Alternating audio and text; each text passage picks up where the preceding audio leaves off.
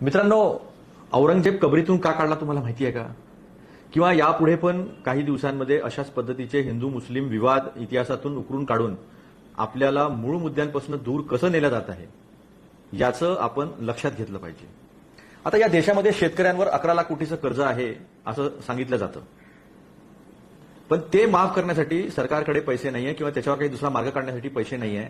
आणि आत्ताच आरबीआयचा एक रिपोर्ट आला आणि त्या रिपोर्टप्रमाणे मागच्या 10 वर्षामध्ये व्यापारी मित्रांचं 16.35 लाख करोड म्हणजे शेतकऱ्यांकडे असलेलं पूर्ण देशातल्या कर्जापेक्षा 5,35,000 करोडचं कर्ज जे आहे ते माफ करून टाकलेलं आहे.